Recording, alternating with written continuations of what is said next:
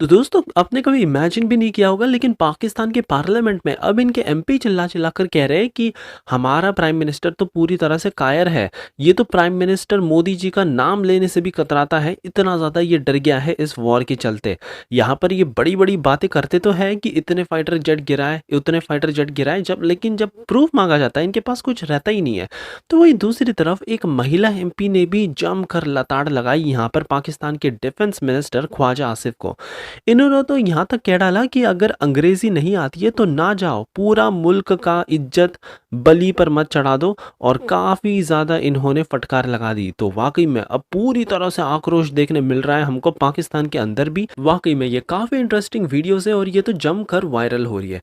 तो वही हमारी दूसरी खबर आ रही है, रिसेंटली फायर की गई पाकिस्तान की तरफ से PL-15E मिसाइल। अब ये मिसाइल को देखकर अचानक से अमेरिका, साउथ कोरिया, जापान को बड़ा इंटरेस्ट आने लग गया है। ये तो कह रहे हैं कि अरे अरे हम आपको हमारी इन्वेस्टिगेशन टीम भेजते हैं, हम यहाँ पर पूरा इन्वेस्टिगेशन करना स्टार्ट कर देंगे। आपको बता दें कि रिसेंटली पाकिस्तान ने जब भारत पर अटैक किए थे तो इसमें से एक मिसाइल PL-15E ये भारत में आकर गिरी। हालांकि इसने कुछ हानि तो नहीं पहुंचाई। बताया जा रहा है कि इसका तो बीच में ही फ्यूल खत्म हो गया होगा, या फिर ये भी मेड इन चाइना की तरह ही एक फेल्ड प्रोडक्ट था जो कि अपने टारगेट को मार ही नहीं पाया। लेकिन काफ़ी इंटरेस्ट यहाँ पर यूएस, साउथ कोरिया, जापान की तरफ से इसलिए भी आ रहा है क्योंकि सबसे पहले मैं आपको बता दूं, आप जानकर शॉक रह जाओगे, ये मार्क 5 की स्पीड की मिसाइल है। दैट मीन्स ऑलमोस्ट ये सुपरसोनिक वेपन है। 145 किलोमीटर्स की इसकी रेंज है। और चाइना ने अपना एक एक्सपोर्ट वेरिएंट, वैसे तो ये PL-15 ऑपरेट करते हैं लेकिन एक एक्सपोर्ट वेरिएंट इन्होंने निकाला था PL-15E, जो कि थोड़ा डाउनग्रेडेड है और यही इन्होंने पाकिस्तान को दे रखा है, जो कि पूरी तरह से फेल हो गया। भारत के पास काफ़ी sophisticated countermeasure electronic warfare system होने के चलते यहाँ पर पाकिस्तान का एक भी वार पूरी तरह से सक्सेसफुल नहीं हो पाया। और अब जिसके चलते अमेरिका, साउथ कोरिया, जापान के कई तमाम एक्सपर्ट्स की टीम अब कह रही है कि हम भारत में आकर इन्वेस्टिगेशन स्टार्ट करना चाहते हैं। बता दें कि ये मिसाइल वैसे ऐसी वैसी नहीं है, इसमें AESA रेडार और कई तमाम अत्याधुनिक रेडार सिस्टम लगे हैं जो किसी भी टारगेट को डिस्ट्रॉय कर सकती है। लेकिन ये क्योंकि मेड इन चाइना है, ऑफ कोर्स यहाँ पर ज़्यादा कोई ट्रस्ट तो कोई कर ही नहीं सकता और एज यूजुअल ये भी पूरी तरह से फेल हो गया। हमारी अगली खबर और बहुत ही शॉकिंग खबर जिसे सुनकर भारत बहुत ज़्यादा गुस्सा हो गया, अब ये आ रही है IMF की तरफ से। इन्होंने रिसेंटली $1 बिलियन का लोन पाकिस्तान के लिए अप्रूव कर दिया, भारत ने चेतावनी देने के बावजूद भी। और ये इन्होंने रिसेंटली यहाँ पर $1 बिलियन का लोन अप्रूव किया है और ये देकर पाकिस्तान पूरी तरह से मुस्कुराने में लगा हुआ है। बता दें कि इनका सजेशन है कि पाकिस्तान इसको ग्लोबल इकोनॉमिक पॉलिसीज़ और इनके डेवलपमेंट में यूज़ करेगा, सस्टेनेबल ग्रोथ और रेजिलियंस इंफ्रास्ट्रक्चर बिल्टअप करने के लिए यूज़ करेगा। तो ये पाकिस्तान की करतूतें भारत को बहुत अच्छे से पता है और पूरी दुनिया को पता है, लेकिन उसके बावजूद भी IMF ने ये कांड कर दिखाया।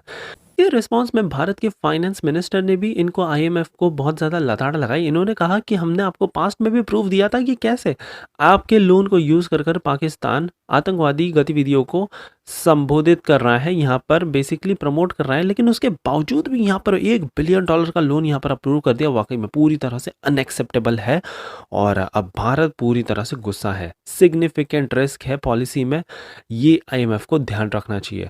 आगे देखने लायक होगा कि भारत कैसे इस $1 बिलियन के ये मूव को मिटिगेट करता है और आने वाले समय में काफ़ी चैलेंजेस भी आ सकते हैं, लेकिन भारत को इससे ज़्यादा फर्क नहीं पड़ने वाला है। हमारी अगली खबर रिसेंटली किए गए भारत के स्ट्राइक के ऊपर से आ रही है।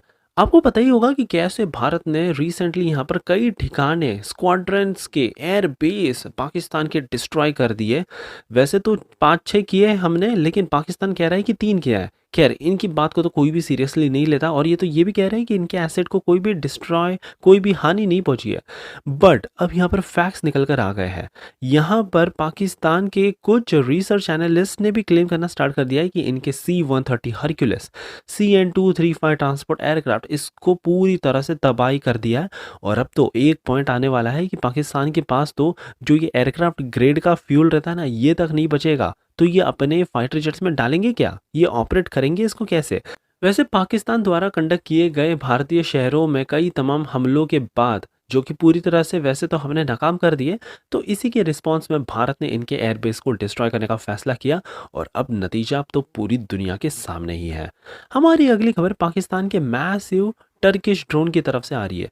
अब रिपोर्ट्स बता रही है कि 400 टर्किश के सुनागर ड्रोन्स को इन्होंने रिसेंटली एक्टिवेट कर दिया था ले और सरी क्रीक में, जिसको पूरी तरह से हमारे आकाश एयर डिफेंस सिस्टम और हमारे पास एक काफ़ी कमाल का सिस्टम है, इसको हम कहते हैं SAMAR SAMAR system, basically surface to air missile for assured retaliation. ये सिस्टम पूरी तरह से अनमैन्ड एरियल व्हीकल्स को ठोक देता है, मार गिरा देता है, रैपिड रिस्पांस प्रिसीजन टारगेटिंग के साथ आता है। हॉस्टाइल एरियल इंट्रूजन्स के लिए तो ये पूरी तरह से बेस्ट है। और आज के तारीख में ऑफकोर्स हमको यहाँ से थोड़ा सा डैमेज हुआ है, कुछ मौतें हुई है, लेकिन कुछ रिहायशी इलाकों में ये गिरी थी जहां पर 3 लोग इंजर्ड भी हो गए इन फिरोजपुर। बट यहाँ पर एक बहुत बड़े रिस्क को भारत ने इजीली मिटिगेट कर दिया with its advance radar system. Finally हमारी आखिरी खबर, और लगता है कि एक थोड़ी सी गलती हो गई भारत की तरफ से, जो आ रही है ब्रह्मोस की एक एक्सटेंडेड रेंज मिसाइल की तरफ से। रिसेंटली हमने इसकी टेस्टिंग की, 800 किलोमीटर्स की इसकी रेंज है और ये पूरी तरह से भारत के लिए एक स्ट्रेटेजिक वेपन है। अब गलती यह है कि हमको इसको नॉर्मल टेस्टिंग की जगह पाकिस्तान में ही छोड़कर टेस्ट करनी चाहिए थी, एटलीस्ट ये वेस्ट तो नहीं जाती। खैर ये तो सरकास्टिकली मैंने कहा, लेकिन अब सीरियसली बात करें तो भारत के पास एक बहुत ही ज़्यादा पावरफुल वेपन आ चुका है विद 800 किलोमीटर्स की रेंज। पाकिस्तान के किसी भी कोने में ईजिली ये मिसाइल जा सकती है, इनफैक्ट चाइना के भी कई तमाम रीजन्स में ईजिली ये मिसाइल घुस सकती है। एक्सटेंडेड रेंज वैसे भारत को बनाने में बड़ी दिक्कत आई थी, क्योंकि भारत MTCR का हिस्सा नहीं था पहले, जिसके चलते अब जून 2016 के बाद यहाँ पर रशिया और भारत की कैपेबिलिटीज़ दोनों ने कई तमाम सॉफ्टवेयर मॉडिफिकेशंस किए और तब जाकर भारत को इतनी बड़ी सफलता मिल पाई है। सो अब इंडियन आर्मी, नेवी, एयरफोर्स सब में इस BrahMos extended range version of missile को डिप्लॉय कर दिया जाएगा। ऑलरेडी पाकिस्तान की तो रूह कांप चुकी है, लेकिन ये मिसाइल देखकर तो ये पूरी तरह से अपने आप को सरेंडर ही कर देंगे लग रहा है। हमारी अगली खबर मिनिस्ट्री ऑफ डिफेंस की तरफ से आई है। इन्होंने अब सीधे सीधे 155 mm के आर्टिलरी शेल के एक्सपोर्ट पर पूरी तरह से बैन लगा दिया है। यहाँ पर आपको बता दें कि UAE बहुत बड़ा बायर था हमारे लिए, मिडिल ईस्ट की कई तमाम कंट्रीज थी, अर्मेनिया भी था और यूरोपियन कंट्रीज इसको, स्पेसिफिकली पोलैंड और स्लोवेनिया भर भर कर बाय करने में लगे हुए थे, लेकिन अब इनको ये सब नहीं मिल पाएगा। अब भारत सबसे पहले अपनी रिक्वायरमेंट को पूरा करने पर फोकस दे रहा है। अगर कल को यहाँ पर वॉर होती है, हमारे पास ये सारा कुछ सफिशिएंट मात्रा में होना चाहिए। और ये पहली बार नहीं है, भारत ने इजराइल को 2023 में रिफ्यूज कर दिया था गाजा कॉन्फ्लिक्ट के दौरान भी, क्योंकि भारत को अपनी रिक्वायरमेंट पहले पूरी करनी थी। सो हमेशा से भारत ने अपने आप को प्रायोरिटाइज किया है और ये बहुत अच्छी बात है। तो वहीं दूसरी तरफ पाकिस्तान, ये तो लालच में आकर अब इन्होंने अपने हथियार भी बेचने स्टार्ट कर दिए टू यूरोपियन कंट्रीज, जिससे ऑफकोर्स इन्होंने लगभग $500 बिलियन कमा लिए, लेकिन इनके पास अभी ज़्यादा कोई हथियार नहीं बचे, बस शोकेस लाइक ही बचे हैं, और तो ये कुछ कर ही नहीं सकते। सो ये थी हमारी कमाल की न्यू सीरीज। आई होप कि आपको आज की सीरीज पसंद आई हो, और प्लीज़ एज यूजुअल हमारी आर्मी का मनोबल ऐसे ही बढ़ाने के लिए एक लाइक करना मत भूलिएगा, आपका ऐसा ही कमाल का सपोर्ट दिखाने के लिए।